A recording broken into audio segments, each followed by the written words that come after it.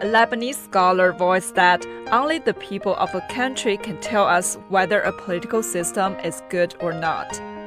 Adham Saeed, assistant professor at Zhejiang Gongshang University in China, made the remarks in a recent interview with Xinhua. Who can tell us if this political system is good or no? It's not media, not foreign media, only people, the people of the country. This is the only way to know if this political system is good or not. The Chinese people, they say very clearly that they believe and they trust this political system.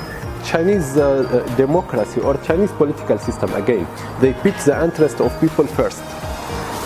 Western democracy, and especially United States, they put the interest of the top 1% of the people first.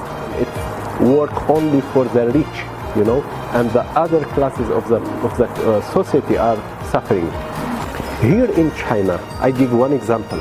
In 2021, we celebrate the lifting of the poverty in China. This means this political system, this democracy, it's working for those people. So this is the most important. This political system is working for the interest of who?